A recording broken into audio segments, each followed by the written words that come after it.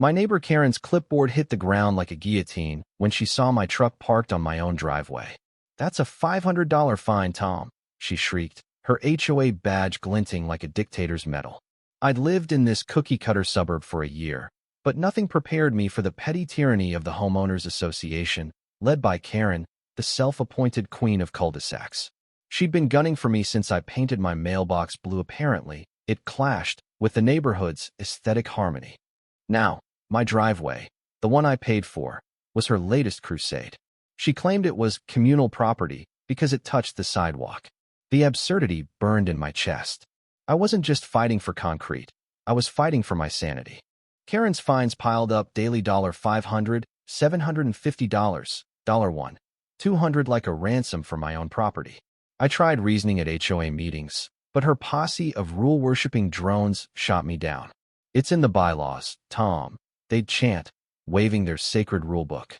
My savings dwindled, my blood pressure spiked, and my wife, Sarah, begged me to comply. But compliance felt like surrender, and I wasn't built to bow. Late one night, staring at the latest fine taped to my door, I snapped.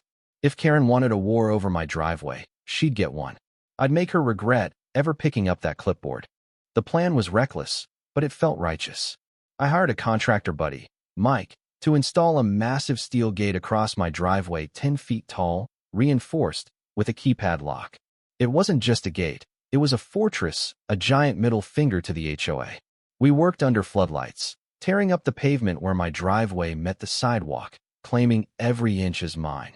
By dawn, the gate stood like a sentinel, blocking the sidewalk entirely. Karen's morning power walk screeched to a halt when she saw it. Her scream could have shattered glass. "This is illegal. You're obstructing public access," she roared, rallying her minions. I leaned against the gate, sipping coffee, and said, "Public? This is my land, Karen." The neighborhood erupted. Karen's posse swarmed my yard, banging on the gate, hurling threats, and filming me like I was a criminal. The HOA slapped me with lawsuits, claiming I'd violated every rule in their book. Social media exploded. Half the town called me a hero, the other half a villain. My inbox overflowed with hate mail and memes of Karen's red face photoshopped onto dictators. Sarah was mortified, pleading, "Tom, this is too far." But I couldn't stop. The gate wasn't just steel. It was my defiance, my refusal to let Karen's petty power trip win. I doubled down, adding spikes to the top and a sign, "Private property HOA, keep out." Then Karen struck back. She'd spent weeks digging through county records and found a loophole. My driveway's edge was technically an easement, meaning the HOA had partial rights. At the next town meeting, she presented her case with a smug grin, backed by a slick lawyer. The council ruled in her favor. I had 48 hours to remove the gate, or they'd seize my property. The crowd cheered as Karen basked in her victory, her clipboard raised like a trophy. I stood frozen, my chest tight. Everything I'd fought for me home, my pride was crumbling. Sarah's eyes begged me to let it go, but surrender wasn't an option. I had one last move. Mike and I worked through the night, not to remove the gate, but to rewire it.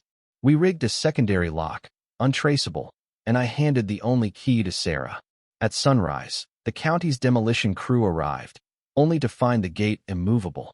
Karen's triumph turned to fury as she realized she'd won the battle but lost the war. The sidewalk remained blocked, her precious communal access gone. The crew left, powerless. Neighbors whispered, some in awe, others in disgust. Karen's reign was wounded, but at what cost? Months later, the gate still stands, a rusted monument to my rebellion. The HOA's lawsuits drained my savings, and Sarah left, unable to live in a war zone. I won my driveway, but lost my home. Karen's still out there, her clipboard sharper than ever, while I'm alone, haunted by the price of my pride.